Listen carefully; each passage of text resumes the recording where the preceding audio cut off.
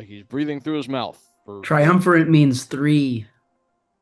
Yes, and Yes. I Start here. would be the third of those three. I'm Peyton Gallagher, somewhere in the nether reaches of the state of Florida. Gentlemen, Jägermeister Cup was the thing that happened, so we will discuss this. Then we really are not going to have a chance to look at our postseason award calibrations until after the season is done and dusted at the end of the playoffs because of how quickly things come at the back end of the schedule and slate in the USL. So we're going to do that today in lieu of looking at individual games from the match week. So, starting with the Jägermeister Cup and diving straight into the meat and potatoes, what a day for Hartford Athletic. They prove in many ways and manners of speaking that they are here to stay in this season and beyond that. I think means serious business in this season, defeating Sacramento Republic in their home venue, doing so in front of a massive crowd, and lifting silverware for the first time as a club.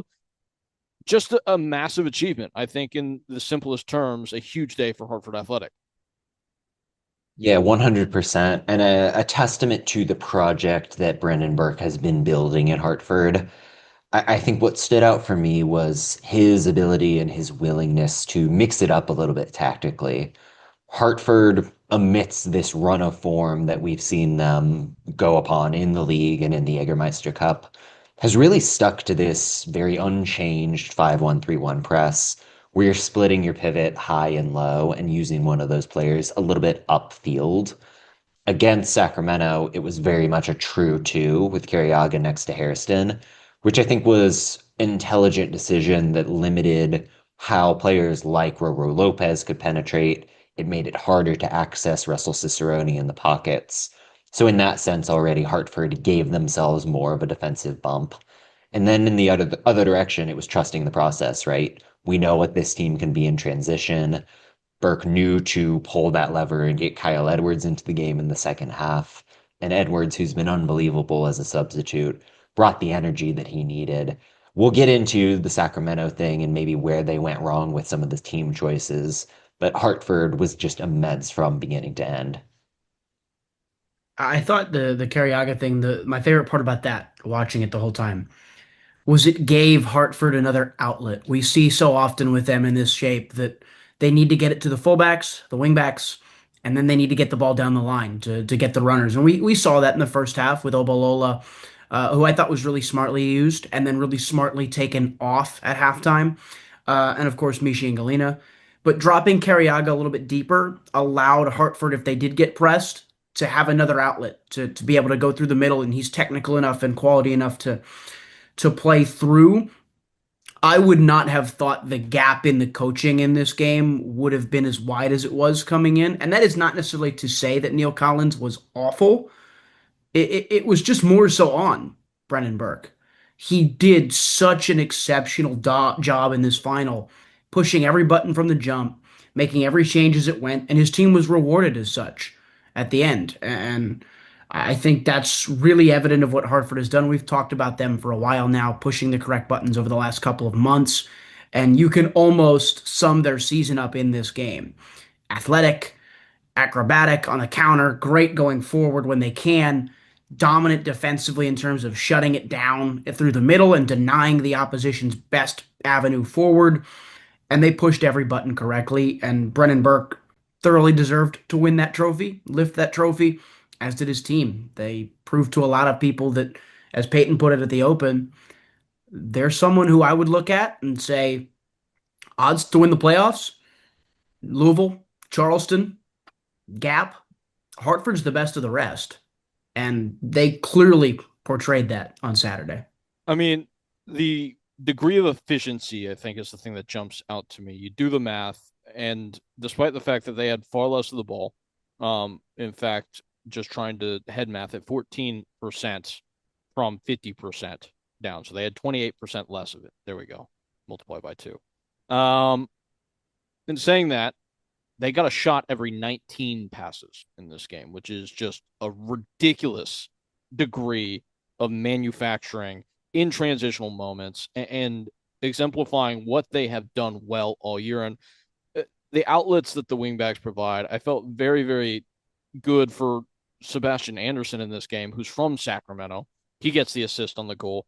And then for Carriaga, it's just kind of a reminder of what kind of final product he can offer given the opportunity. Now, I was looking through this in preparation for a game that I'm doing um, this week, but he was one of only three U21 players at the start of last year to have 10 goal contributions. And sometimes that is forgotten because of how he's used on this team. But it's just another guy that can change a game potentially in a short burst for Hartford, which gives another, I guess, vote of confidence to exactly what Ryan said in a knockout tournament format. You feel pretty good about Hartford Athletic, which again is just, I will not miss a single chance to say that. An unthinkable statement only 3 months ago. And their run started in this tournament. So it's only apropos that they win this tournament as a totem for what they've done this year because they really found themselves. I think the turning point was that draw that they got against Rhode Island in this competition. 100%. And you've seen the growth since then of Brendan Burke knowing which lever to pull for a specific game in terms of his lineup, and then within the matchup as play progresses. We've seen a lot of 𝗧𝗵𝗶𝘀 as that right winger, and he's more offensive minded. This game they go with 𝗧𝗵𝗶𝘀, who brings some of the defensive heft to stop the combination play through the half spaces. Carriaga has been in the team a lot, but we've also seen someone like a Jonathan Jimenez there. 𝗧𝗵𝗶𝘀 could have played that role very easily, but you trust Carriaga to drop in and do the job.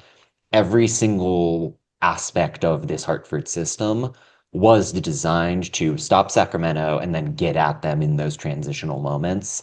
That to me speaks to a depth of understanding of what this roster can offer Yeah. that few other teams in the USL have. The fortitude in decision making with the roster selection to go away from Joey Farrell, who I believe had started every game in this competition prior to this. And Farrell comes on as that late insurance to tighten things up at the back, which is a huge luxury to have. But yeah, I mean, even in mentioning 𝗵𝗶𝘀, who's been fabulous for them over the last, I want to say 3 weeks, this run that he's been on, I think it's 3 goals in the last 5 for him.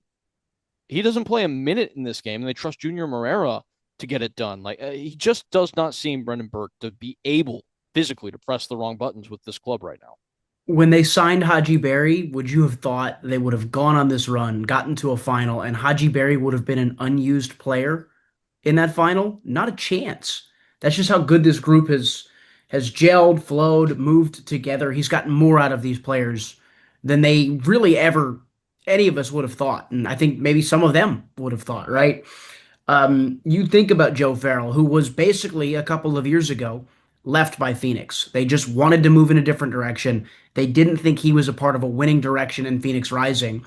And Joey Farrell pops up and wins a trophy, right? A couple of years later, as a key piece of a team that wins a trophy, as a key piece of a team that very well could be competing for a USL Championship title at the end of November if things continue to go their way.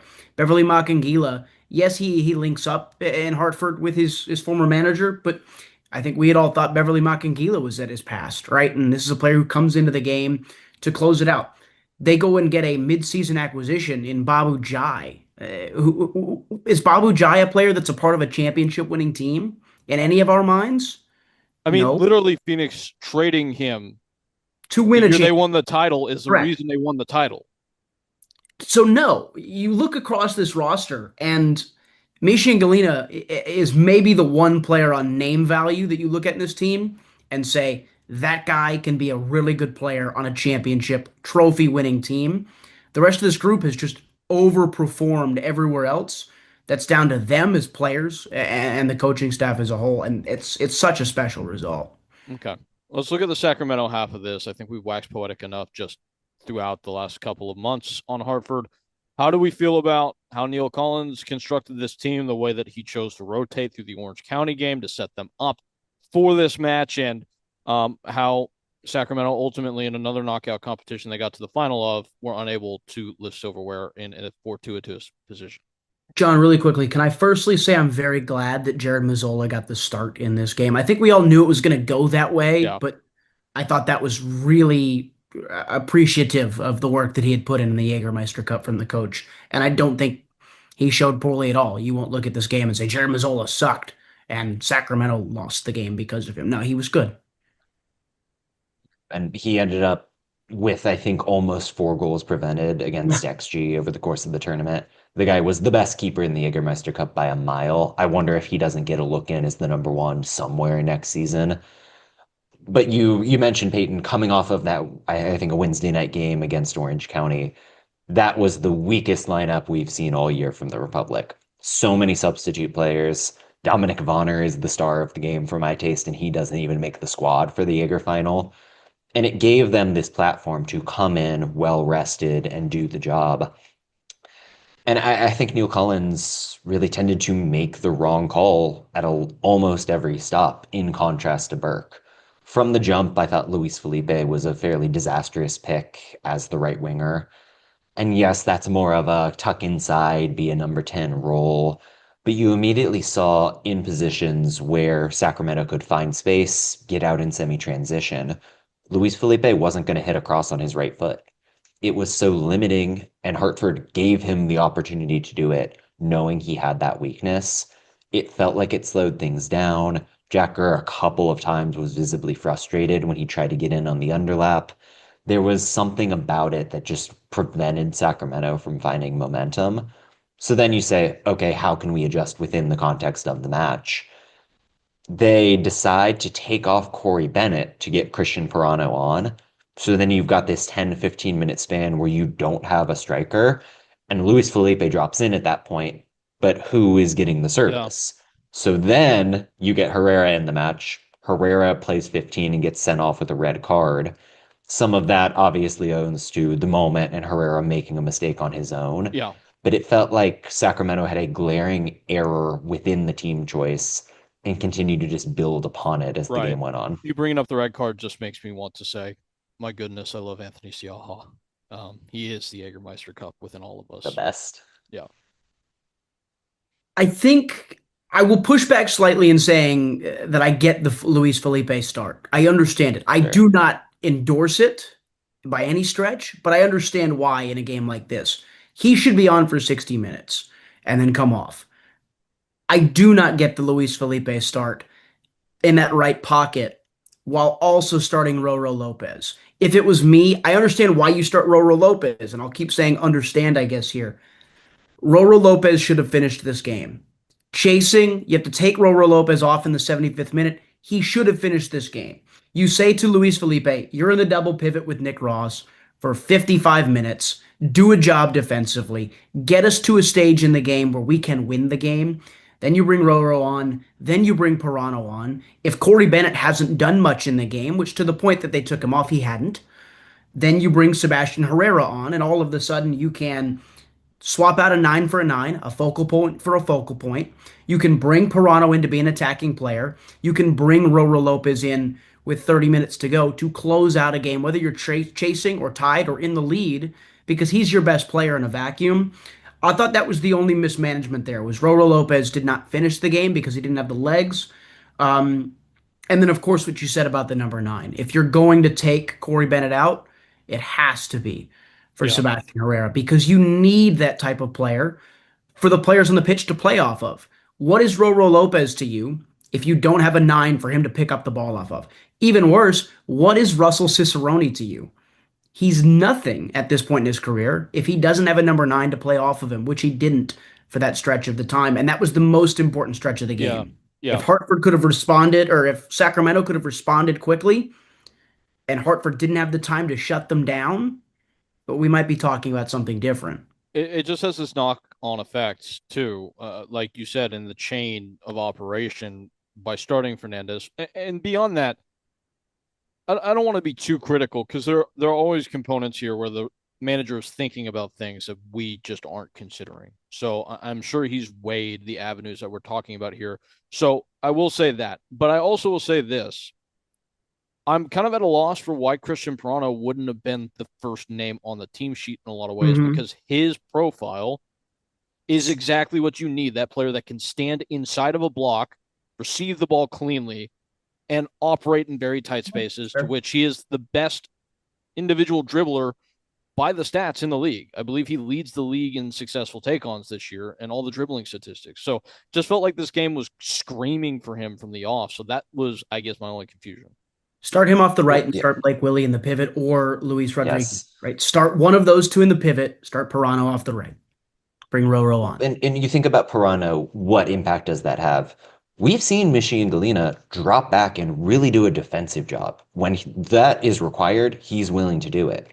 Pirano is the player with the dribbling skills, with that ability to bring teammates into the game that would have forced Galena to sit deep, that would have demanded attention Yeah. from Samadia. Luis Felipe didn't have that skill set.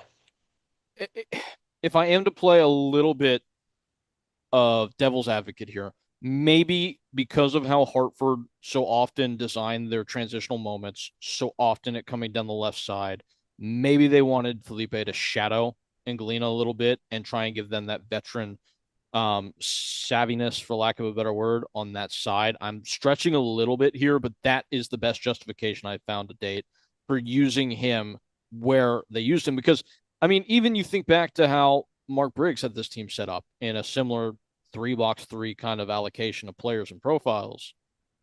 This is never where Luis Felipe would have played over the course of at least last year, always in the pivot. So it's just a little bit strange. All of it's a little bit strange there. I also want to say, we talked about it in the build up to this game. Why did Sacramento Republic get rid of Mark Briggs? Why did Sacramento Republic bring in Neil Collins? They wanted to win things. They were tired of getting oh so close, and they felt like bringing a new face, a new name into it probably would have Sure. juiced it a bit. I do not think this was the inspired start. I don't think he was terrible in terms of the in-game stuff, but I don't think it was the inspiring, proactive choice that you would have wanted to see from a Sacramento perspective, knowing you're the more talented team, knowing you're the team that's at home, knowing you're the team that's got the expectation. You should want to be the aggressor in a game like this. So while you're correct in terms of, thwarting the left side, Pirano does that, as John pointed out. I think, Peyton, you fully well understand why Pirano does that, so Yeah, it's of not me course. condescending there. But like, I didn't love saying to all the fans that had showed up, and this is underlined, but I didn't love saying it. We're going to react to them. Go out and be the aggressor. That's the bigger point. It's like the Be the nose team to, you're supposed to yeah, be. it's the nose to smite the face pep brain thing where it's like, I think you've just overthought it a little bit, probably. Yeah, in a vacuum, that's a sensible decision, I suppose, but you're Sacramento Republic, you're Yeah, at home, bring the fight to them, and then trust that if you have to manage the game later and try and recover things, you're better off with Christian Prano on the field anyway. Is being able to mitigate the left hand side really that valuable that you're going to denigrate and diminish the amount of attacking options you have in the final third? Like, to me, this just kind of foiled their entire final third plan, not having Prano on the field to start the game. yeah, Well, and moreover, it forces them to change sides in the pivot, essentially. Yeah. Roro is on the left and Ross is on the right, which is Yeah. kind of an inversion of what we usually see. On one hand, Luis Felipe can't feed Jack Gurr and tilt the pitch that way. On the other, Roro doesn't provide that passing from the pocket where he's most useful. It felt like so many steps that were reactive, just to underline Right. that point again. Yeah. And again, that's one of the things Luis Felipe has made his hay on his entire time with Sacramento is being able to pick the ball up from deep and spray a long diag to Jack Gurr and get him out, which is not available for him in the position that he was used in. So it'll be curious to see how Sac bounces back, because if there is a hangover, it will hit them hard. Being on the road at Hartford for their next fixture and then being at Lexington, that is very difficult travel before they play 2 home games against Battery and Miami FC on the final day. They're still in this race. They still are my pick in the West to get out, but I need to see how they react now, because this could hurt them a little bit. they'll undoubtedly go back to the formula they did not choose to go to on Saturday, and they'll beat Hartford like 2-0 or something like that. That's just how it'll work. I guarantee it. 100%. Yeah, and it's a tough week for Hartford coming up here too, and we noted that heading into the switchbacks game where it's like, hey, they really needed to get something from that because it might nose off a little bit here. If they lose this game against Colorado Springs and lose the final and then have a very short turnaround to play Oakland Roots on the road, that's really difficult for a team on the road for an extended period of time, assuredly staying in California between games before heading back across the country in 3 time zones right after getting used to the time zone shift. Like this could have gone pear-shaped for them.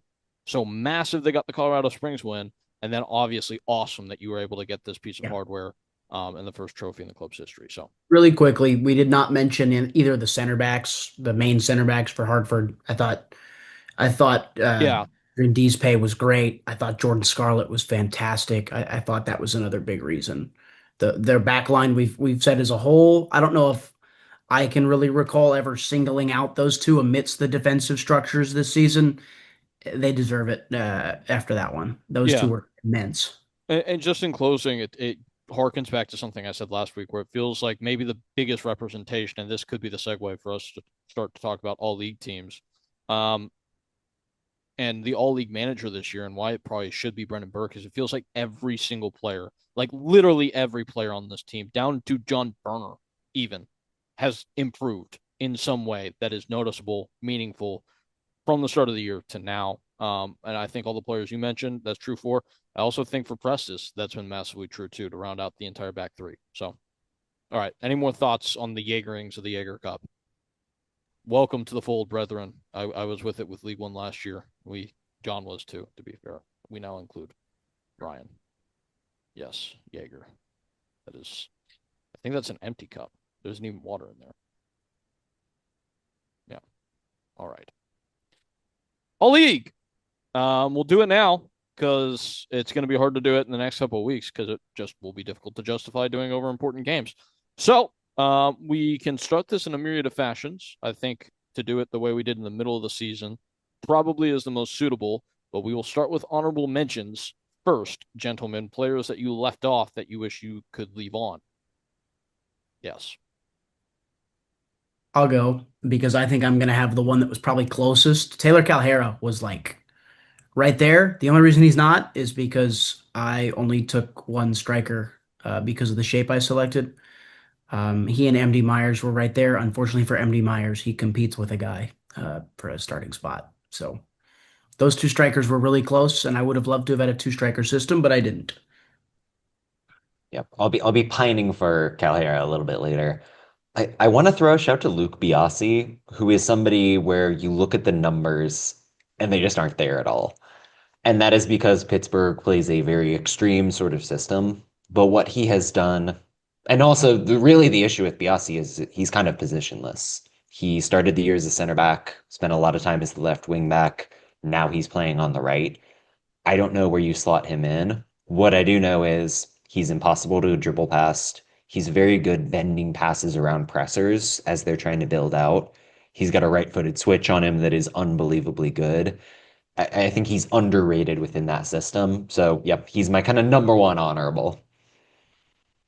Anybody else that springs to mind? I have a few, but want to make sure that yours are included. I'm gonna save my most outrageous honorable mention for a little bit Okay. later when we get into the actual players. Okay. But I have about a billion center backs that made my short list. So in the interest of not saying them later when we get into the center backs, 𝗧𝗵𝗶𝘀 I thought has been fantastic the back Yep. half of the year, even through the Yeah. struggles that Detroit had. I I agree thought with he that. was good. He does not make my team by any stretch of the imagination, but really amidst a season where Detroit's been really good or really bad, he's always been a six or better. And for me, that's a rare skill to have at this level. Yeah. I'll include the likes of Peter Wilson, who, you know, team success isn't there. Hard to just go on the counting numbers, but the fact of the matter is that he has contributed just south of half of the overall goals that Oakland have scored as a team this year with 16 goal contributions. At this point, he's responsible for 48.5%. Chico Bonifilio also in that category. For a team that's really struggled with Miami, hard to justify putting him into an all-league team for a player that's currently on a team, one of two in the entire division that are eliminated from playoff contention already. Um, Jorge Hernandez, how did we feel about him? I will be arguing that he should be in the team. Interesting. So, I am still making that decision on who my number 10 is, but he is among the two Yeah. that are there. an appetizer because all the counting stats would indicate he should be. Reputation should indicate that he should be. Yeah. Something feels amiss. So I'm curious to see how you gentlemen handle it. John has already hinted at how he has gone about things. All right, we have a choice to make now. Would we like to start with the manager or end with the manager? I think we all know who the manager is, so let's just get out of the way. Okay. I have a feeling I'm going to be a little bit of a stinker across this episode, Bob so you go Lilly. ahead. Yeah. As much as I want it to be Luke Spencer, and maybe there's some recency bias to it, I think we were all right to John and I were right. Maybe Peyton wasn't. I forget if you said Luke Spencer not at the midseason. I did To not. call Spencer as the manager of the year. Halfway through the year, I do think it's Brendan Burke. In part because he's won a title. In part because he's made all these players better, like we just talked about. In part because he's achieved the Hartford project that we've been talking about the last 4 years of buying, getting, building, hoping, and the constant failure was flipped around this year by him. John. Yeah, I mean, difficult to contest what Burke has done. What I will say in Luke Spencer's favor here is that he's done it across the entirety of the season. It's important to think back on what we thought FC Tulsa would be, which is a bubble team. There was not this standard that they would compete for anything in the West. The fact that pending whatever we get out of Sacramento, they probably are going to comfortably be the number one seed. They are, if not in the Players' Shield race because Louisville's running away with it, they're in the conversation, one of three clubs with at least 50 points, Yep. Yeah. while integrating a lot of new talent. And beyond that, Luke Spencer is so good with the in-game changes. There's just a lot of narrative there that I think recommends him for my money. For what it's worth, and Peyton can attest to it. I did have Tulsa as a bubble team, but I also had Tulsa doing some stuff in the Western Conference playoffs. I It's think I true. sent that to you and was I like, Tulsa mean, do yeah, stuff. So you deserve credit on that regard because, whoa, buddy. Hey, man, yeah, watch those John. digits. Um, no, you said you had them against Rising match week 1, and you told me, hey, this is a team that can do stuff, as you said. And I just kind of said, I see the core, but I think you're kind of caught up in the closeness The to recency. exactly. You dug into a team.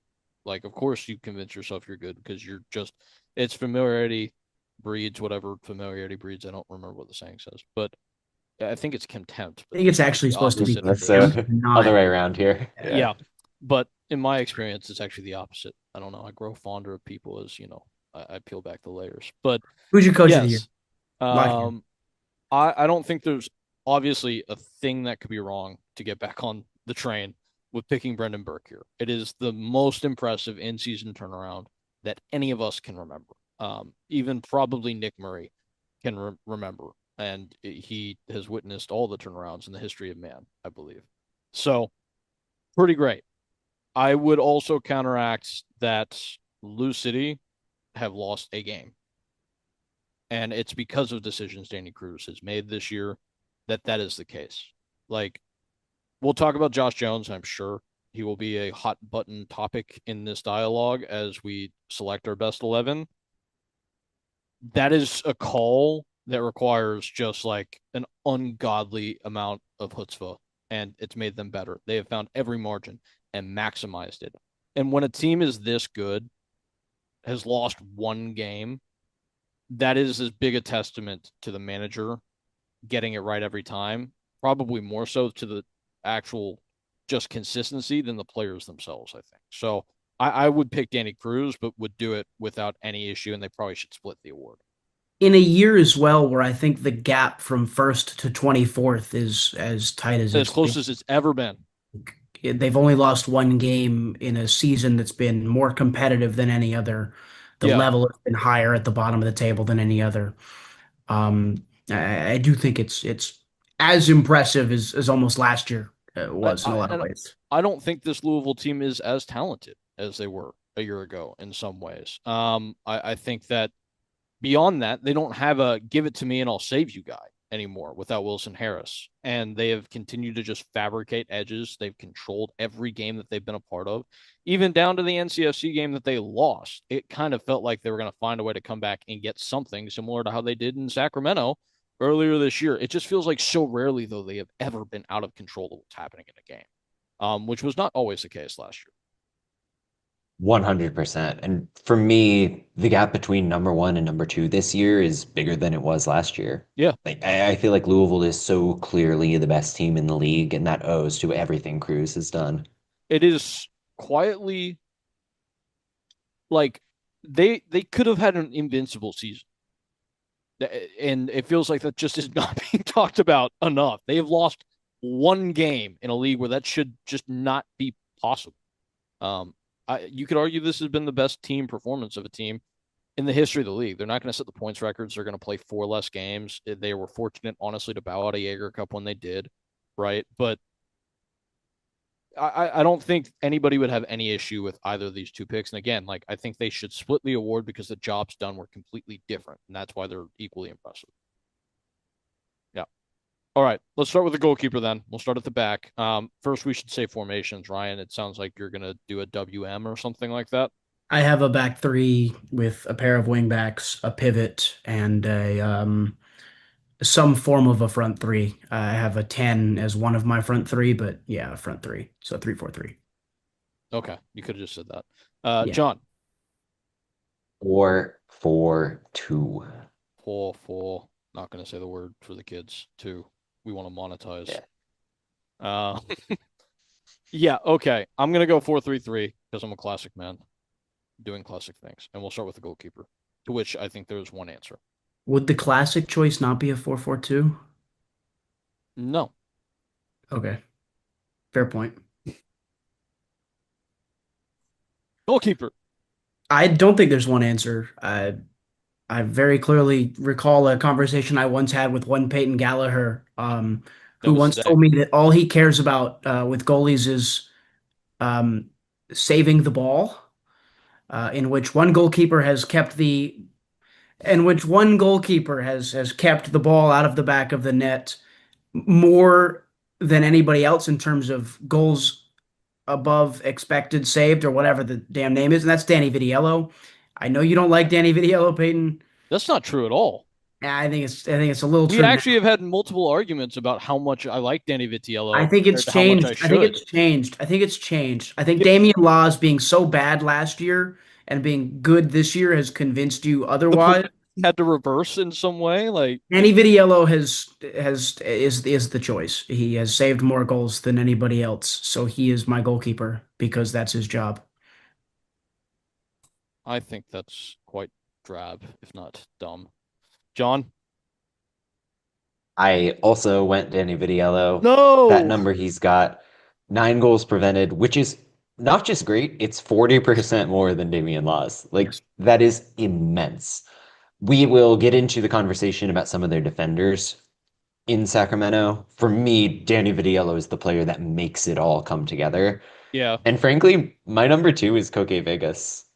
And I think that's maybe surprising just given what we've seen. And then missed Rhode games Island, too.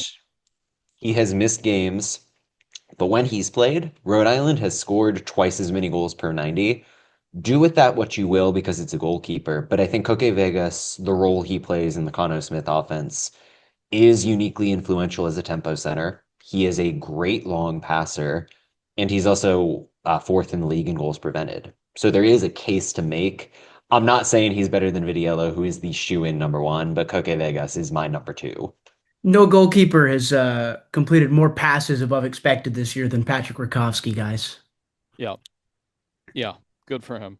Ryan, I am now tabbing you, the one who will make decisions on consensus from here on out. He was way out of it. We love to see it. A guy who's been way out of it all year, though, is Damian Loss, who I think has been greatly disrespected here based on the fact that plays behind a great backline and he doesn't get the same opportunities that Danny Vitiello has had this year. The number that I will throw at you now to ensure my victory and convince John to come with me to my side is this. Damian Loss, who still has 68 saves, which is the fourth most in the league, um, has posted a save percentage of 79%. That is the third most in the league's history amongst qualified goalkeepers. So, despite the fact that he hasn't necessarily had as much opportunity to make saves and gain counting metrics like the ones that you just gave, like saves above expected, which requires you to see a lot of shots to post a high number in, Damian Lass has still posted outrageous scaled numbers. He has made plenty of important saves, ones that defined games, like against Charleston Battery earlier this year. So there are the moments that come with. He's been great in one-on-ones, better than Danny Vitiello has been in one-on-one situations. And box command, I think, is the thing that really stretches out to me, where he's second in the league in punches. All the saving catch metrics and box command metrics measure that he's been excellent. He doesn't get to do the distribution stuff as much because of how Louisville play, but there are three buckets for goalkeepers. I've talked about this a lot: distribution, box command, actual shot stopping. And I think in two of those categories, he's been the best in the division. So that's why I slant that way. In addition to the fact he's also part of the best goals allowed unit in the league. Have I compelled you, John? No. Okay. What I will say is Video has faced a pretty significantly higher XG per shot. He is making more difficult saves. That could be argued. 25% of the shots Lasse's face have been headers, which is remarkably high and is another testament to the fact that Lou City is so good at kind of camping into the low block and making it hard for you to get good shots. That is me nitpicking, of course. Like Loss has been incredible this season, but I think Vidiello is just a cut above. Yeah. I will argue, though, the other way, headed shots are harder to deal with as a goalkeeper because you don't have as much time to react to them. And oftentimes they're at higher places just because of where they are hit from. But yes, point taken. I think that he is playing behind a better defensive unit. And if I were to make a really, really strong man argument, I would say because there's so many bodies in the box, it's harder to see shots. So his job is even harder that way. Yeah, Okay. good try. Danny Vitiello has 2 tallies. We'll move along. Okay. All right, Ryan, since you have wingbacks, I'm trying to think of the best way to do this since you've been I think difficult at my starting with wingbacks are going to be the same as y'all's three center fullbacks. backs. So let's just start. Treated it the You'll just same. take an extra turn when we do the center backs, and we'll start at left wing back and go left to right. Okay. Ryan, yeah. Yeah. Okay, say the name. Left back. So Yeah. This is going to be a Emmanuel, consensus pick. Yeah. Emmanuel Samadia. Yeah. We can roll along very quickly because John was ahead of the curve, and it's Emmanuel Yeah. Samadia. And when we did this exercise the first time, I think it was right before Hartford took Correct. off. Yes. So he was like really on the ground floor with this. It's a victory lap for you, John, so take it. No, he's an incredible player. Amongst the league leaders in crosses, open play, chances created, dribbles. You watch him play, and that ability to get upfield is omnipresent for Hartford, but he knows when to do it, and he knows when to sit back and be more defensive minded. Mm-hmm. In the past couple weeks, we've seen some narrowness out of Samadia, where he's kind of supporting possession and letting Ningalina do his thing spatially. He is an incredible player and undoubtedly, like no question about it, the Yeah. only left back in the conversation. I'll put the numbers behind it. You touched on it. Top of the league amongst defenders in terms of ball recoveries with 120, which is extremely impressive for a player that is in his particular occupation, not as a true fullback, but as a wingback, right? Gathering the ball, allowing his team to transition in moments, which has been essential to Hartford's renaissance. Second in the league in crosses, only to Jack Gurr, because nobody can have more crosses than Jack Gurr. It's just not possible. Yeah. Literally, Jack Gurr has 100 more crosses over the last 2 years than anybody else in the league. He has like 300. Nobody else has above like 220. It's ridiculous. And then the other number that struck out to me, again, just to illustrate his two-way kind of influence for Samadia, 39 chances created, or second amongst USL Championship defenders this year. Second to another player that I will mention later. I'm curious to see if there's harmony in that assessment with that. So I think we're all in congruence there. Ryan, name your first two center backs now. Okay, so I had a back three because I thought there were a lot of center backs. I tried to pick center backs in different profiles. I'm going to get the first profile out of the way, which was sort of the on-ball tempo setting center back, because I don't think either of those two are going to make it into the team, I was between 𝗧𝗵𝗶𝘀 and I was between Matt Mahoney. I think 𝗧𝗵𝗶𝘀 is super important for how New Mexico play. I touched a lot on that in the midseason. When you look at the numbers and you look at how important Matt Mahoney is on both sides of the ball for Colorado Springs, he is the choice in that ball playing center back type of role. So Matt Mahoney is one of my center backs. Um, and then I went with my Pittsburgh representative because I felt like Pittsburgh so defensively focused. They needed to have one. I went with 𝗧𝗵𝗶𝘀. I think he leads the league in clearances. He's played every minute this season for Bob Lilly's team. We'll mention a couple of players as this goes on that are probably more important maybe for how Pittsburgh want to play, sure. But with all the competition in some of the other places, I felt like this was the best spot to insert an ever-present center back in one of the best defensive teams in the league. So Matt Mahoney and 𝗧𝗵𝗶𝘀 are my first two. I'm glad you didn't go with 𝗧𝗵𝗶𝘀 personally. Yeah, it was there. I think he is more important to how New Mexico want to play than Mahoney is from the perspective of they ask a lot more of 𝗧𝗵𝗶𝘀. They ask him to step up. They ask him to, create overloads in the attacking third. I think that's really valuable. Um, but again, on the defensive side, Mahoney is more important to how they want to defend as well, and it is a defender position. And when you're looking at all league stuff, that might matter as much as I don't want it to, but it might matter. John, do you have any Mahoney's plans? second in the league in pass attempts, top five in set piece Yeah, XG, if you want yeah, to kind of bolster the offensive argument. He's in the conversation for me. I think we should breach the topic of Josh Jones now. Okay. yes. I kind of set a rule for myself of if somebody got over 1,000 minutes, I'm going for it. Josh Jones clears that barrier. You think about him in terms of the profile alone. 6'5", winning 70% of his aerial duels and 70% of his ground duels. He is the best long throw weapon in the entire USL, Ever, which is ever. something that Ever. is ever, Yeah. ever, which is crucial for the everything that Louisville is trying to do this year. You Yep. think about him playing central center back, he's got the speed to recover in transition. When he's on the right, he can approximate 𝗧𝗵𝗃 as this ball carrying option up that channel. In every facet of play, Josh Jones has been the best center back in the league. I know there are guys that have done it for more games, but I think there is enough of a sample size that he's got to be there. Yeah, yeah.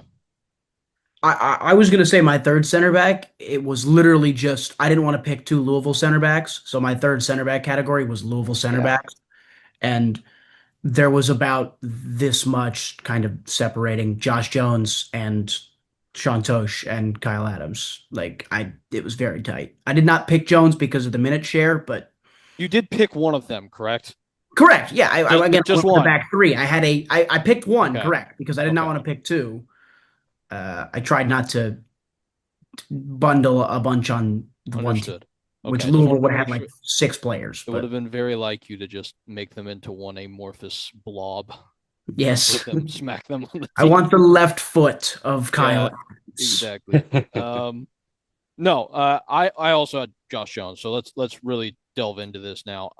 This again, Josh Jones by himself introduced into the team is the reason why I favor Danny Cruz because it's just like such a gutsy decision to make to use a rookie in a team that's already running at a full V8, full cylinders, and be like, And to yeah, drop a former USL Defender of yes, the Year to do it, that's crazy. yes, and like it just speaks to I talking to a friend of ours, our boss, Joe Lowry today.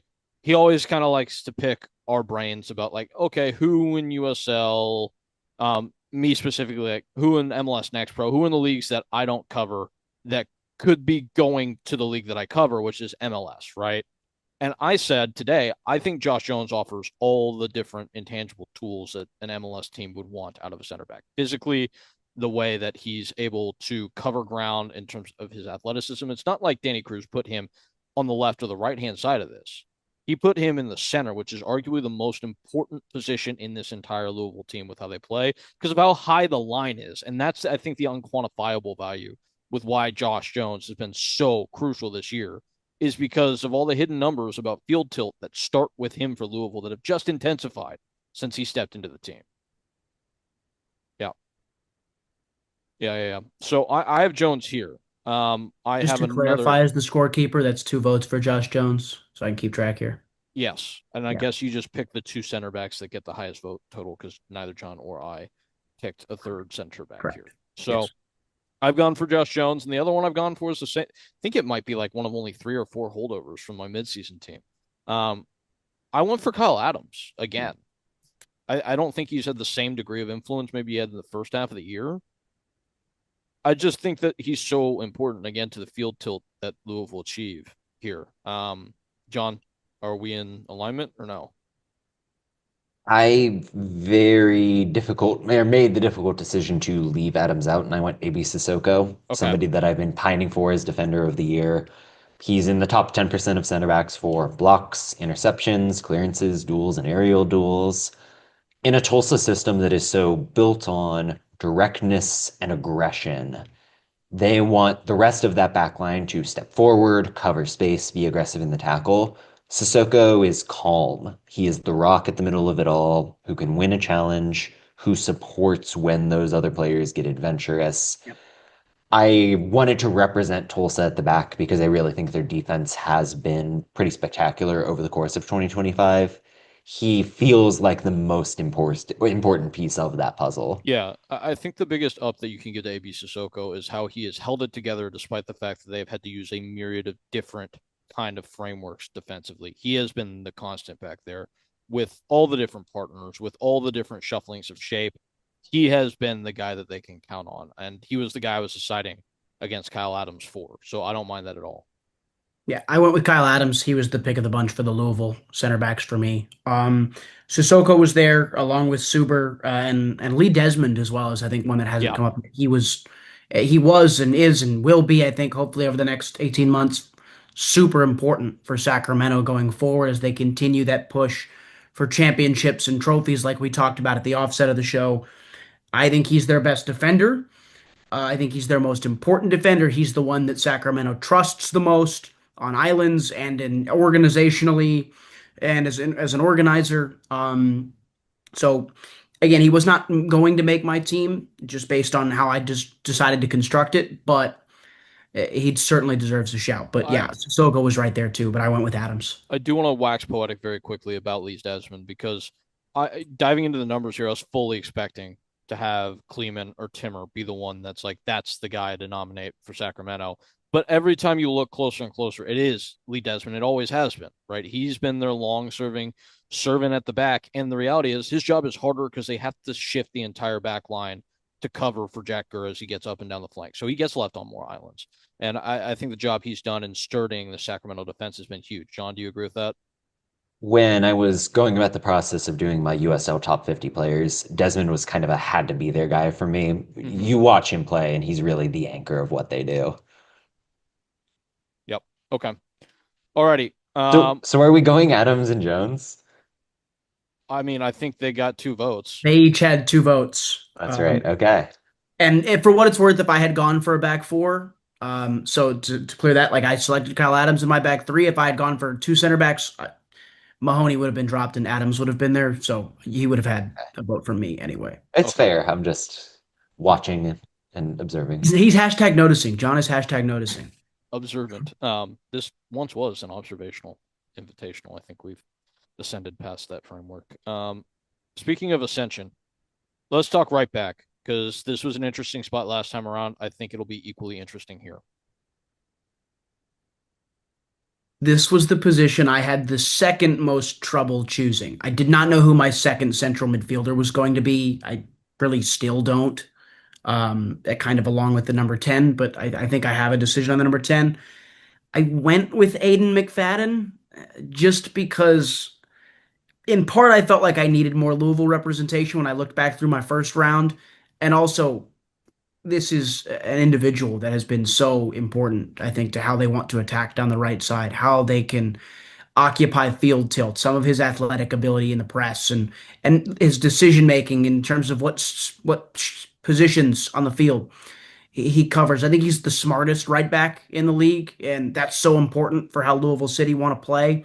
And the on-ball numbers have been way up this year. He's been a much better player on the ball for them and has allowed them to, I think, effectively dominate games. You look at the way teams want to play nowadays, and the two best teams this year in their respective conferences, Tulsa and Louisville, when you want to control field tilt, when you want to control where the ball is in a back three, how you deploy and how your wingbacks play is so important in that to me because they can leave too much space behind them and then you can exploit it. They can leave too much space in front of them and then you can play around it. If you play in a 3-4-3 like both of those teams do, you can find spaces in the half spaces and fullbacks have to help cover that on the shift and on the press and I think McFadden is collectively the smartest fullback that I've seen play this year, Mm-hmm. the most improved off the right, other than Anderson at Hartford. But I felt like Louisville City is able to play this way in part because Yeah. of Aiden McFadden off the right. Did we all make this decision between a group of three of Jack Gurr, Sebastian Anderson, and Aiden I McFadden? did. Was that how we Yeah. selected? Or John's got a smirk. I like a John smirk. No, yeah, my number two was Joe Hafferty, actually. Okay. But not your number one, I notably. Yes, at the end of the day, Aiden McFadden had to be the pick for all the Oh, reasons you talked okay. about. I think what he provides aerially as well, like True. he's a target for them when they build out from the back. No other player serves that role. Yeah. And Yeah. yeah, Go ahead. I will say just in Hafferty's favor, that is a very difficult role for Lexington where they want to change between the three and the four between phases. He has been more of the wingback at times. Sometimes he's more of the center back. He has started 26 games, more than two tackles per match, overperforming his expected completion rate in the final third quite significantly. There's efficiency, there is dominance depending on the phase of play. I think he's the spine of what Lexington has done, frankly. I think Okay. Hafferty's versatility is his best asset. I think I would still go with McFadden. What I was going to jump in and say there on Yes, the McFadden yes. aerial duel stuff is he's an option for them out of the buildup, out of the air for a skip. That's equally as important for how they want to play. All the defensive Yeah. stuff we just talked about, that's the same thing. They need their wingbacks to be options, and Amadou Dia or whoever the left back is in a given game can't be that for them. So if Aiden McFadden is that for them, it's just another tick in his box. Yeah. So to kind of, I guess, put a circle underneath all that too, or around all that, a line underneath. Aiden McFadden leads the league in box touches by a defender. He's got 66 this year for a fullback who theoretically is supposed to be kind of wide, serving in crosses. That's a ridiculously high number.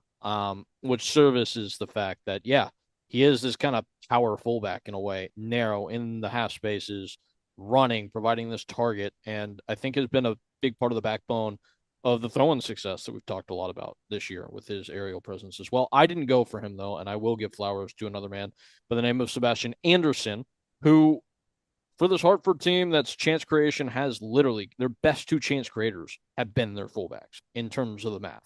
It is literally 1-2 𝗧𝗵𝗶𝘀 and Sebastian Anderson, who is top of their team. He has the second most amongst USL Championship defenders, writ large with 42. Actually, I think he has the most, excuse me. 𝗧𝗵𝗶𝘀 having the second most. 5 assists on the year, has just gotten better and better, has been the mainstay in this Hartford team. I think maybe leads them in minutes for the year as well. I just, you say all the good things that you say about McFadden, rightfully so, but again, the raw output matters at a certain point. Anderson has the second most assists by any defender with 5. It was a very close decision, but that's why I went with Sebastian Anderson. And I didn't want to go with all Louisville across the board. Well, that's why I picked AB Sissoko. And yeah, Anderson has been incredible. You make the case very convincingly, and I think that assist number does stand large. In a team that has a number of creative players, he's been a cut above. And right, we saw it in the Egger Cup. What he provided in that game against Yeah, Sacramento was immense. yeah. I know Jaeger's not supposed to count for this, nor should it. I'm pretty sure he has like another 4 goal contributions in Jaeger Cup as well, Yeah. which just again speaks to the Iron Man nature of the seasons he's putting in. So like that's even more impressive that he's been prolific in both competitions without a break. Yeah.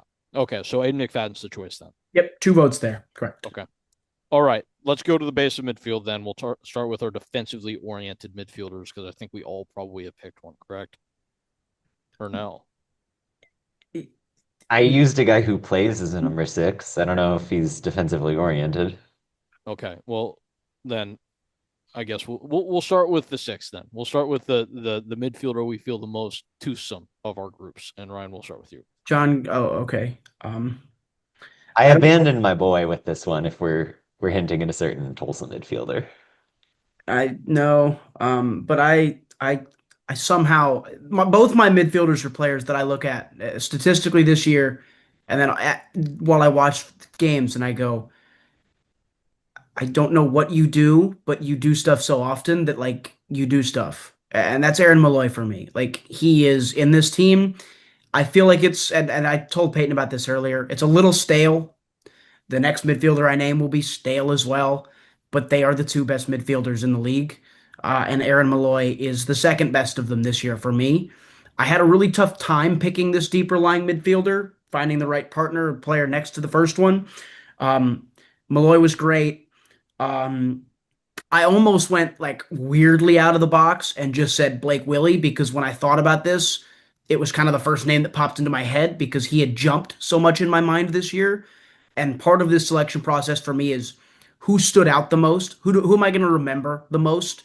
And I'm going to think about Blake Willie when I think about central midfielders this year because of the leap and surprise he gave us all. But when faced with the choice between Blake Willie and Aaron Malloy, I Yeah.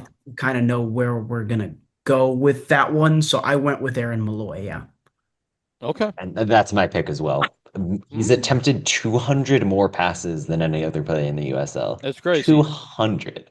He's Yeah. second in the league in passes into the final third, weirdly behind Beto Edrak in Pittsburgh, which I didn't see coming. Yeah, but Malloy top 10 in interceptions as well. It's easy to look at him in 2025 and just be sick of seeing the same thing. You can't emphasize enough how important he is to Charleston, yeah. taking on more of a passive setup role this year, but it's still that gravitational effect. His presence, his ability to pass through pressure opens up doors for Torres and Jennings and everybody else for Yeah. the battery. He's the guy for me.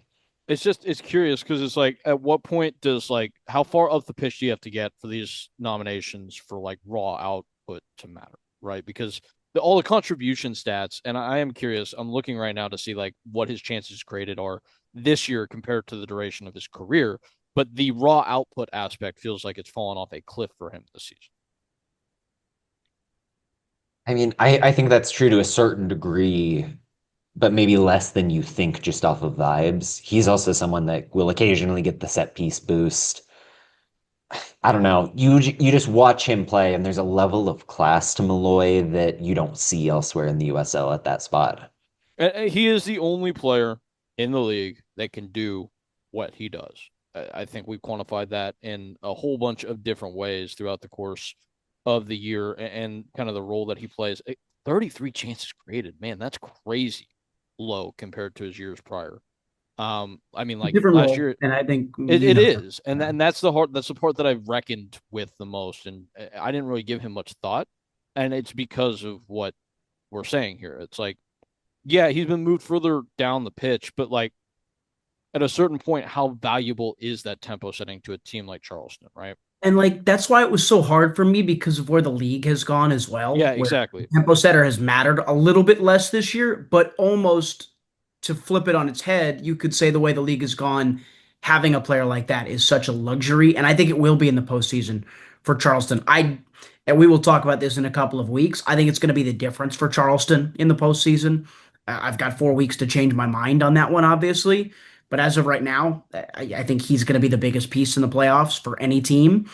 Um, and again, it's so frustrating because you look at stuff, you look at some numbers, you go watch some games, and I did not want to end up with the two midfielders that I picked. I wanted to go look at Abubakar Diallo at Tulsa and say, "You're the player that I'm going to reward Tulsa for. You're the player in this team for me." But I just look at it and I'm like, Aaron Malloy's my favorite player to watch in the league. If I just watch him for 20 minutes, right? Like he is. And you look at some of the production further up the field for the other name I'm going to mention and the dominance of his team, and it's like, yeah, that guy's the best midfielder in the league. So it's just so weird because midfield, is such a vibes position for me, and it should be a vibes position for everything, but numbers matter as well. And I agree that the Malloy stuff is weird this year. I just watch him and I'm like, you're Yeah. better than everybody else on this field that you're sharing it with right now. And having a deeper poke at that, I mean, he also only has 12 chances created from dead balls this year, which typically that number has made up the difference between his figure this year and overall chance creation. That's, in last season where he posted 73 overall chances created, he had 37, presumably mostly from corners and free kicks. He has 12 this year. Yeah. I think Yeah. that has a lot to do with 𝗧𝗵𝗂𝗧 and his prolific nature in those dead ball Yeah. situations as well this year. So I'll give it to you. I'm never going to scoff at Aaron Malloy getting honors. You could argue he's the greatest player in the league's history. Like, you really could. But I did not go that way. I went for Kevin Lambert, which I'm a little surprised John did not go the same way. Uh, the aerial duel numbers are what they are. You'd expect that. He's won the most in the USL Championship. He's won the most duels overall, or second most, excuse me, to oddly 𝗵𝗵𝗂𝗧 has won the most duels in, Yeah. in the USL Yeah. this year. Yeah, He's a but ground eater, bro. every time you try to look up a stat, you're like, why is Gabby Torres He's here? a Yeah. ground eater, man. So, and beyond that, like, there's been output. There's been final product from him this year. He's scored 3 goals. He has 2 assists for 6. That you'll take that every day of the week.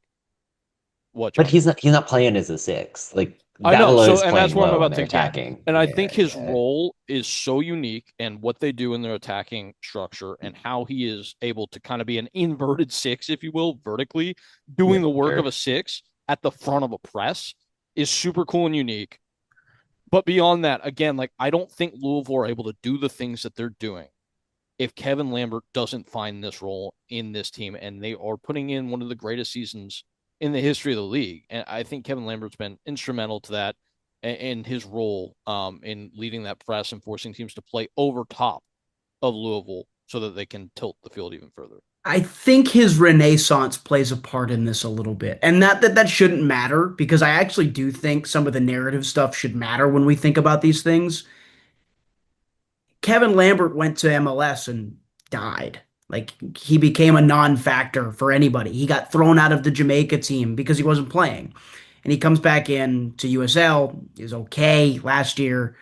And now this year, all of a sudden, bang, this is back to the Kevin Lambert of, 2021, right? The really good rising teams. So I think that matters. He would have been a choice for me if I had gone, I think, with a midfield three and played a true six and thought about just DEFCON the whole time Yeah.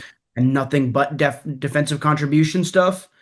Um, there's no slight. It's the same as Malloy. You mentioned Kevin Lambert and you go, yeah, he's a good player. That guy belongs in any sort of all league conversation year round, all the time. He's just going to be that dude. And in this case, for him this year, it's a return to the main stage for Yeah. Kev. I don't think there's a single, like, just thinking about what we were talking about with Malloy, I don't think there's a single other player in the league, maybe in the league's history, that can do what Kevin Lambert has been asked to do this year as well as he has. He's I mean, singular. Yeah. yeah. It's a totally unique role. Yeah. And he does, and the reason I call him a six is because he does all the things you want a six to do, just does it higher up the field, which is fascinating. And he's not going to get into this team. We've already decided that much. Aaron Malloy is going to be the guy. The midfield is going to be the most curious construction, I think, of this group for all of us. I've gone for dueling tens here. Oh, John, you have 2 more midfielders. Ryan has one. 1 more, correct? John, do you have Taylor Davila in your team? I do. And I'd like to make the Fine. case for Taylor Davila here, Yeah. who has 4 goals and 9 assists, if we want to talk about end product. But I think the thing that stood out to me was the midfield recoveries. Just as a number that's kind of the turnkey for why he's been so important. He's got 104 ball recoveries in the midfield. Yeah. The next closest player is at 75. Davila has chosen the moments to sit back and let Lambert be that attacker. Hmm. We talk a lot about like Josh Jones being the transition stopper. Davila stops it before the ball can get to Jones. He is that halfway player who can recycle possession. He knows when to step up and give you the end product. Everything about his game makes Louisville better, and it's often in subtle ways that are easy to miss. But yeah, Davila, probably is the MVP of the league for me, frankly, and Wow. belongs in the team of the year. He was second. I decided to pick like a player of the year from my team. He was second for me. We'll get into some of that logic a little bit later because it's really flawed logic, and I can't wait to get kind of frowned upon for it. Davilo is the player I was mentioning earlier. Like he's just the best player in the league. You watch him defensively, the positions he takes up, the intelligence to his game. On the ball, he's so lethal when he steps into the attacking third. As a tempo setter further up the pitch, he changes the narrative as we think about that. You think about players like that in his mold, Malloy, Speedy Williams. It's center circle, ping it about, get it into the attacking third. Davila swings the ball 30 yards away from goal, and you have to respect that swing because if you don't close him down, he can shoot from 30 yards away, and his left foot's good enough to put that in the top corner where a goalkeeper can't get it. He's great on dead balls. He's great in the air. He's great on the ground as a ground eater, covering everything. He's good on the ball, controlling the field tilt for Louisville. As John pointed out, stepping away, allowing the players in that system that is so finely tuned, like we just talked about with Lambert, to effectively achieve their roles so Davila can achieve his. I find no greater fulfillment, not joy, because Malloy gives me a lot of joy, and there's some fullbacks in the league because that's where I played when I was growing up that I like watching more than I like watching Taylor Davila. But I never feel more full watching any player in the league other than Taylor Davila. He just is everything in terms of watching him play. Okay. So this was a split decision for me. With Davila, I would have played a 4-2-2 and had Davila in there.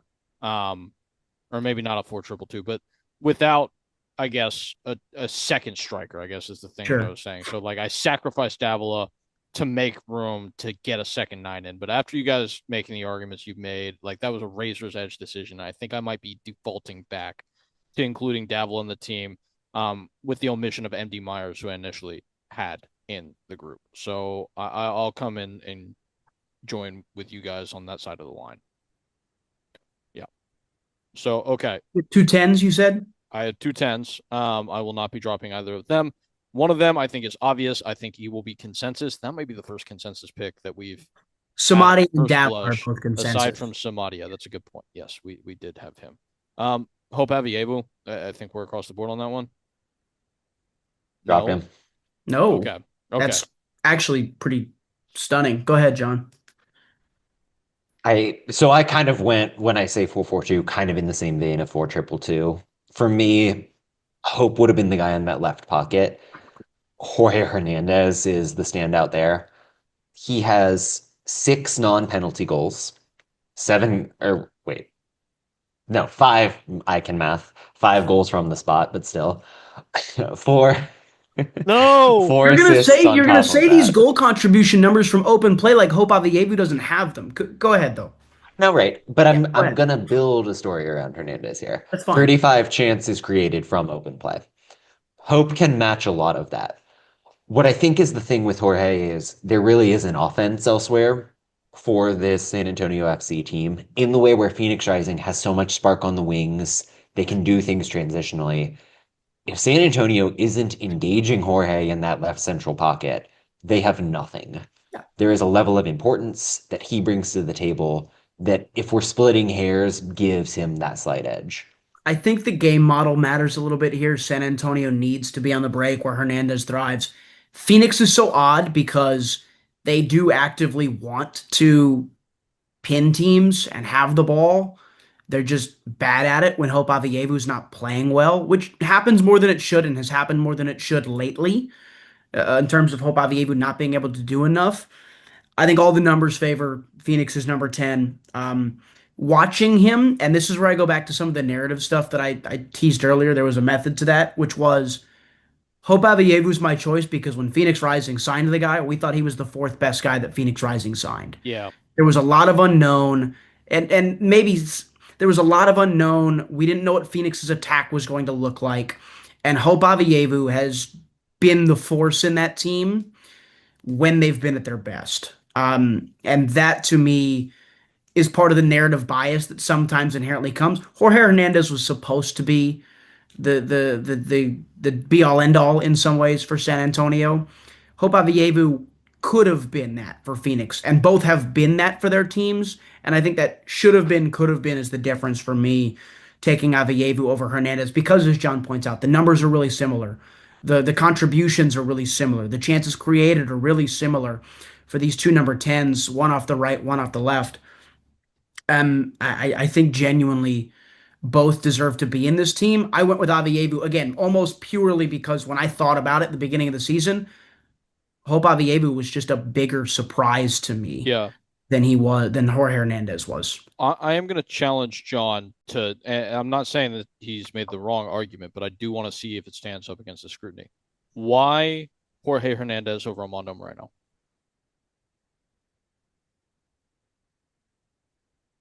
It's a good question. I think the thing with Moreno for me is that it often can feel momentary with him. Yeah. When Yeah. he's scoring goals, and that's Yep. awesome. Jorge is asked to do a lot in the press. Hmm. His work rate is pretty terrific. There's a more holistic sense with him. And I also think when you watch El Paso play, Andy Carrera can pop up with something. The aforementioned Gabby Torres has been very bright for this team. It just feels like Jorge is so important to the success of San Antonio. Yeah, and that's why I wanted to bring up Armando Moreno because it has, especially in the back half of the season, where you look at the raw numbers since August, and it's like you see 4 goals and an assist. It's like that's not awful, but in reality, it's a brace in one game, a goal and an assist in another, and then a goal in the middle of that with like big pockets of not really contributing at the same level. And I think you make a sound argument in the sense that Jorge Hernandez is just consistently influencing games positively compared to Armando Moreno, who's drifted in and out, despite the fact that he's scored 9 goals, all non-penalty, and also chipped in, I think, 4 assists, right?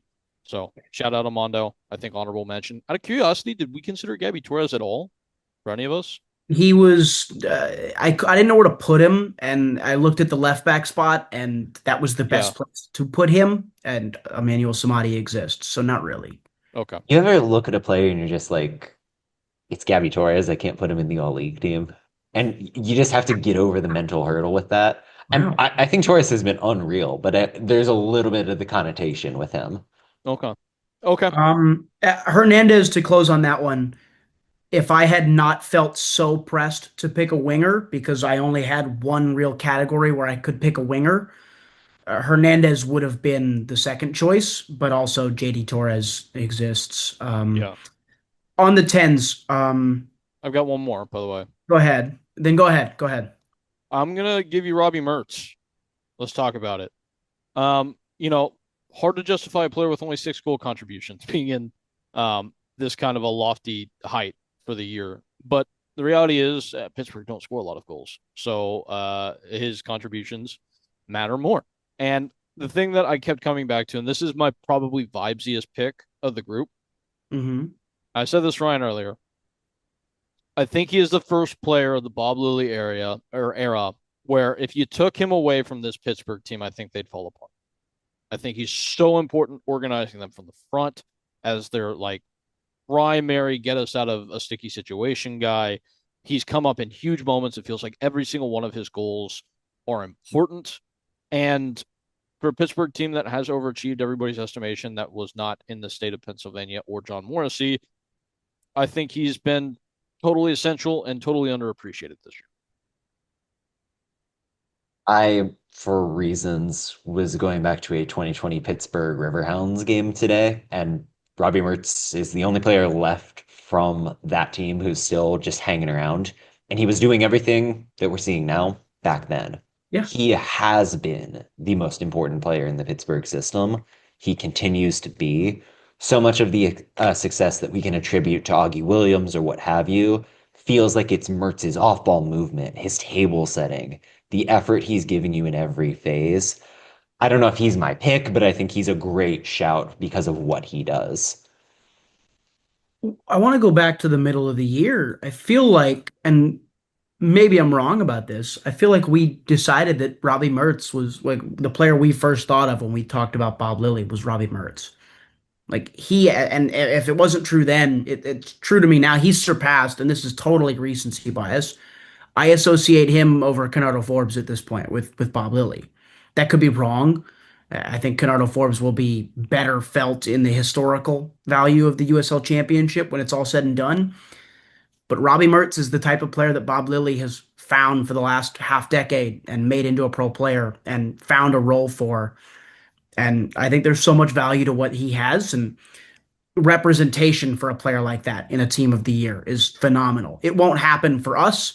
It won't happen at the league level when they announce the official one. But to get a player like that into a team of the year and get nationally recognized, I guess is the wrong way to put it, but you know what I mean? League wide recognition. That's so valuable for the sport because this is someone who you can't quantify unless you watch him. And if you Yeah, watch him, exactly. just like we talked about with Malloy and with Davila, if you watch Robbie Mertz, you understand why he's an all league level player by just observing him for 90 minutes, Yeah, right? That's the kind of player he is. yeah. So nobody takes issue with it, but nobody will get on the island with me, correct? No, especially if your midfield's going to be 𝗂𝗴𝗂 and Davila and Malloy, which right now it is. Yeah. Okay. So So Ryan, correct me if I'm wrong. It looks like our consensus team is a 4-4-3. I mean a 4-3-3, correct? that's what I was building off of. We can change the shape after. Okay. But we are at the front three. Keep in mind, I have two more picks. You guys each have three. 𝗂𝗴𝗂 was a left winger in my 3-4-3. Yeah. Okay. Alrighty. Before we leave the tens, I have two more picks, by the way, because I swapped in Davila. that's fair. Before we leave the tens, Paul Marie was someone that I Yeah, I put thought on about my it. short Oh yeah. list. Hell Put on yeah. my short list, and I sat there and was like, I can't pick him, but I'm mentioning him because Yeah. he's. If Tampa can keep him and get him back next year, Yeah. the entire outlook, I think, on this project that Tampa has started changes with him and Luis Alvarez in the team. They're just two players that are very good at this level. And if you can keep doing the long throwy stuff that we saw this week and find the small margins that we expected Dom Cassiato to find within this group, Tampa's a good team next year. But Paul Marie has been the best player in the league the last month. Yeah. It's only my third day out here. I don't know a award goes to Paul Murray, where he has been nominated for Player of the Month, having been in this league for like what, 50 days. It's the greatest cup of coffee of all time. Yeah. What I love about the USL is like backup fullback from the San Jose Earthquakes can come in and be like the best 10 in the league Yeah. immediately. Yep. Yep. Alrighty. Let's move to the forward line then. We've started with Ryan throughout, so we'll start with Ryan now. Do you want me to go wide Go first? with your wingery guy if Yeah. you've got him. It's JD Torres. Okay. Me And too. I Yeah. have very little to say on JD Torres because he's not done as much. So you can go back and watch our old video on JD Torres, the midseason team of the year. Other than to say that I selected my player of the year on who I would remember most from the 2025 USL Championship season. So while JD Torres is absolutely in no way possible the USL Championship MVP this season, and it should be Taylor Davila, I would plant my flag on that officially if I had a vote. JD Torres is my USL Championship Player of the Year because when I think about this season, I'm gonna think about Torres, Steph Curry shot chucking from 30 yards out 5 times a game, and just being a menace on the right wing and actually being good at it. There's so many players at this level and level equivalents around the globe that try and play like JD Torres does that just aren't as good at it and cannot earn the respect of the opposition the way he has. So again, he's not the player of the year, and there's going to be stats to back it up, but to back up other players over him by a mile. But JD Torres is the most memorable player from this season. He is my wide player selection. I think it's totally defensible though, because like you look, even with the tail off, he still leads the league in chances created. He Sure, still has a he was ridiculous that output good. number. Exactly. So like I do think you can make the argument that he's been the player of the year. He's not mine. I have a teammate of his that is, but we'll talk about him later. But yeah, Next in Blackstock. if you want to, again, if you want Of my course. our thoughts, I Vigo think on Ortiz. JD, you can go back to the And midseason. the reason I had Torres in the team, just to be clear, like 50 chances created from open play. Next closest is at 37. He's completed 36 through balls, which is 23 more than anybody else. That is unfathomable. What he does at volume compared to any other attacker in the history of the championship is unprecedented. Mhm. And Torres has done that while taking on a much greater burden within battery offense, given the exit of Nick Marcanic this year. He has done it while serving a really complex role where he can drop in, almost look wingbackish at times. He mixes in those inverted runs. His dynamic with Cal Jennings is unassailable. There is so much intelligence to his game that I think is easy to miss when you lean into the shot chucker narrative, which is definitely a component of what Torres does, but I think it undersells the Yeah. entirety of the skill set. Yep. He is an Yeah, incredible player. I think it almost like really highlights how good he actually is that Ben Pierman will allow him to do Yes. that because of everything Yeah. else that he does. And it's worth it. It's worth it for them, even though those aren't good shots and don't help them 85% of the time. That's why I call it Steph Curry shot chucking, though, because Steph Curry is going to is going to be known about in 20 years, 30 years for the insanity of 3-point shots he made and the number and the style and all that stuff. In 30 years, we're going to be telling people that are, 15 years old, Yeah. Steph Curry was the smartest player on the basketball court. All that, like, Well, it's the same sense where it's yeah. like this dude was just at a different level mentally, physically, and just from a busyness perspective, he's such a threat. Yeah. And there is a value to it because a guy who's always willing to shoot from distance and can do damage from there against teams that are sitting in a block, it's important because it forces teams to step to him every time he receives Yeah. the ball in a dangerous area, which has value. So I don't want to just undercut it as Are chucking. you picking JD, by the way, Peyton? Yes, I am. I All right. am. He is my, I guess, second nine in this 4-2-2, but not really one. So, I guess a 4-2-3-1 would have been easier to say. Formations don't matter. I've just picked players. Correct. I have a striker to say. We all are aligned on JD Torres, so that leaves John with two more players and Ryan and I with one more each. Correct. So, John, makes sense for you to go next. I will leave you guys to take care of the obvious one. I do want to make the argument for Taylor Calhera here. Okay. 12 goals on 15 XG, which I believe is third in the league right now. Maybe higher if you discount Mamadou Dieng because he's in Minnesota. Calhera leads the USL in set piece expected goals, which is vital for Tulsa. He leads all forwards with 20 recoveries in the final third. That is a lot of numbers to say. Taylor Calhera scores a lot. He is a ceaseless presser that gives Tulsa an identity. He's very good about receiving the ball from long distribution, involving teammates in the game. He's a good runner in transition. Every single thing that Taylor Calhera does is additive for the Luke Spencer system. So for me, he slotted in as one of my two strikers. Yeah.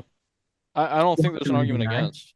I Yeah. wanted him to be the guy, but I want to say this before we Peyton and I enact the inevitable, which is I thought it was uniquely difficult to pick the front line in some ways because the attacking numbers have been down this year. Like it was hard to find a standout. So that's Calhera's argument for me is in a year where goal scoring was down, his other numbers matter a whole hell of a lot more. And the things he does to help a system operate off the ball, it should matter. I think that's a great point. I think that's a great thing with Calhera there is he is the reason that Tulsa is so good defensively.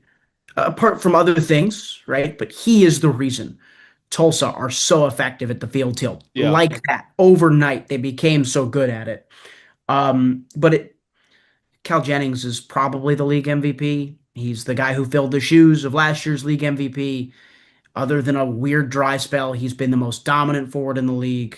It's to Yeah. me, it's Cal Jennings. But before we dig into Cal Jennings, because obviously we all have him, and I've got some numbers that will blow your mind here in a moment. But why not MD Myers if you're going to go with the second striker?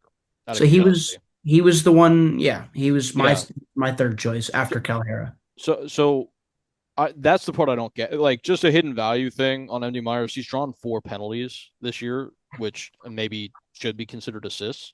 To wit, Cal Jennings has been the massive profiteer of, because he takes all the penalties. So like Andy Myers has had a ridiculously good year and has probably played fewer minutes than you would expect, with only 1,700.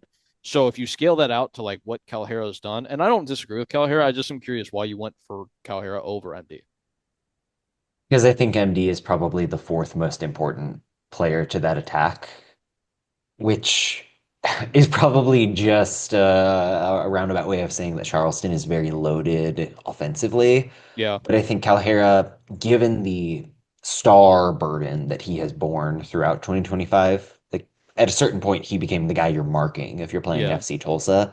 He's continued to contribute and do his thing. That's probably meaningful to me at the end of the Yeah, day. and that's totally okay. I'm like totally fine with that. I just think MD Myers is the starting nine on every other team in the league, and that includes Yes, Louisville. yes. I think. I think he's probably the Mhm. second best striker and the best pure nine in the division, but none of us had him in our 11. So I just wanted to, I guess maybe give him his shine as he deserves. Sure. Because he plays second fiddle to the guy that we are going to talk about now. That is Cal Jennings. Scored or assisted on 40% effectively of the team's goals, one of the most prolific offenses in the division, 21 goal contributions on the year. Yes, he scored a lot of penalties, but this is the number that really blew my mind. He has already set the league high all time for box touches in a single season with 222, and there are still games left to play. He's done it in only 1,700 Yeah. minutes. It's just stupid.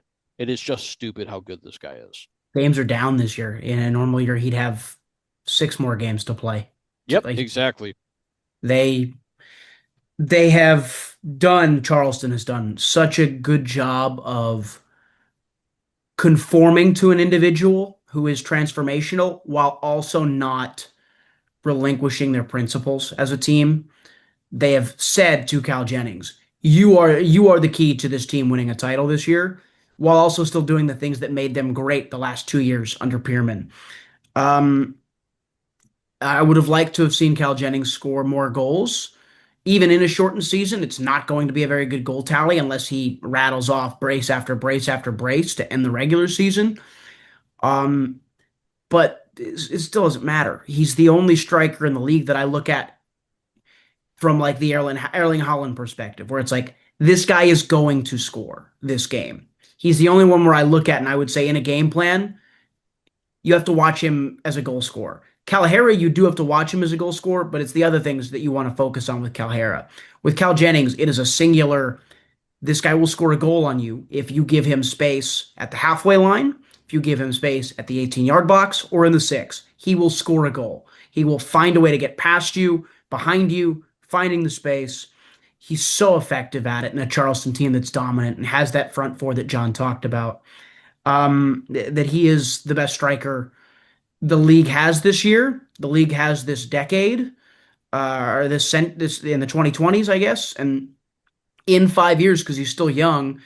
If he's not made a jump to Europe or back to MLS where he tried to fight for some spots a couple of years ago, he'll be the best lit striker in league history. And usually, if you're the best striker in league history, you're the best player in league history. Like that's where he's going right now.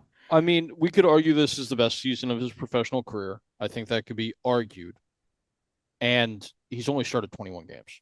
Like that's the thing I keep coming back to. Because of how Ben Pierman has managed the squad this year, you have to kind of put that asterisk next to everything that he's done and understanding that if you scale this production to what he typically would have been able to give, we're talking about not a season that rivals Marcanic, but yeah, a season that's coming up 25 plus goal contributions easy. So, John, where are you on the league MVP aspect of this, though?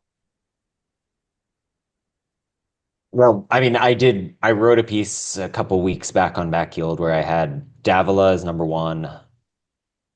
I don't remember as number two. Maybe I think I went Davila, Calhera, Aaron Malloy. And I think it is the totality of what Calhera has done for Tulsa that recommends him in MVP. I'm also of the camp where I read most valuable in a very specific way, which is probably very nitpicky of me because I think that, like what you said about MD Myers, if Jennings wasn't there, Myers would have 18 goals and be winning the Golden Boot. Whereas there's something singular about a Calhera, about the role that Malloy is doing in Charleston that makes them fit the bill of what I'm looking for. But that's again splitting hairs. All I know is if Sorloth or Sorloth Soyberg had played the entire season, this is not a If conversation. 𝗧𝗏 played If the entire Alex season, Sorloth If he'd said be play Sorloth playing every played, too. yeah, Yeah. if Sorloth played the entire season, I'm not going to make problems the would have joke been I was going to make about Sorloth earlier. Yeah, no, he's a really good player. Atletico Madrid, vamos, we, Alba Atleti. Yeah, we've all made 11 selections, correct? yeah. We have a problem. Notable omission, no 𝗵𝗶𝗀𝗴𝘂𝗲 for either of us, Yeah. which He is just sad. missed for me. I took Torres over him. It's just It's sad. the injury and the drop off in scoring, but he's incredible. Yeah. Can I bring Jansen Wilson to the table as a not notable omission, but like, and again, someone who benefits off of Louisville's, system and dominance, but like, He's first team all guys I like. yeah, like he was very good. I thought he had a better season than Amando Moreno, and that's probably wrong, but like I Yeah, I can't get I'm there. not I'm not a big Amando Moreno guy, unfortunately. I can tell. We do have a problem though, because we've all made 11 selections and 10 players are unanimous, or 10 players have gotten multiple votes to win their spot. So we need to kind of make a choice on who the 11th player in our team is going to be. Is it Put going to them into the be, Terradome. huh? Put them into the Terradome, and then we'll decide who would win in an actual physical conflict between them all. Well, that would yield AB Sissoko as the winner That's a of good players point. who got votes. If we put them in an actual physical altercation, AB That's a good Sissoko versus point. Jorge Hernandez It, is not ending well. Yeah. Okay. it should Who are they? if Sissoko is in the mix, we should not do Sissoko. We should do an attacker. Well, that's what I'm saying is we have Yeah. 5 other players who received 1 vote uh, to choose from. One of them is Damian Loss, who should not be in the team because we don't want 2 goalkeepers. Your goalies. One of them is Sebastian I love it. Anderson, who we should not put in the team, and one of them is AB Sissoko, who I'll should, sacrifice Sissoko. yeah. I think it's probably Jorge Hernandez or Robbie Mertz who we're choosing from. I think Jorge Hernandez is probably the one who gets picked there, but Can like, I can I just change my vote? I think Robbie Mertz there we go. has I Fine. think Peyton has convinced me, and I think that at a certain point a guy just needs recognition, and Robbie Mertz needs recognition. Vamos. So on Hell that yeah. note, then our USL Championship team of the season in a 4-3-3 shape is as follows: Danny Vitiello, Josh Jones and Kyle Adams, Aiden McFadden and Emmanuel Samadia. The midfield is Robbie Mertz, Aaron Malloy, and Taylor Davila. The front 3 is JD Torres, Cal Jennings, and Hope Avayevu. That is Acceptable. this league USL All Championship gas, no season brakes. with a very clear split, 3 different votes for Manager of the Year. Um, I am willing to forego Brendan Burke uh, because I won a Jägermeister Cup. So if you take that out, I would probably pick Luke Spencer. Um, I thought 2 of us picked Brendan Burke, and I was the only one who didn't. no, he No, I he picked Luke Spencer. Oh, okay. and I would again pick Luke Spencer over Danny Cruz, despite the dominance that Louisville showed. Danny Cruz will not appreciate that. I'm sure he wouldn't. He would also not last in a fight with AB Sissoko. I don't think many people would. No. I don't know if a bear would. So All right. That's the team. Anybody want to fight to throw somebody back in? I would imagine not if Robbie Mertz has been claimed. if we had been recording for like 60 minutes, I would chuck Kevin Lambert into the mix, but we have been recording for far longer. So All right. I'm tired. The soccer's on. The soccer's on this weekend. You should go and watch it, and we'll talk to you soon.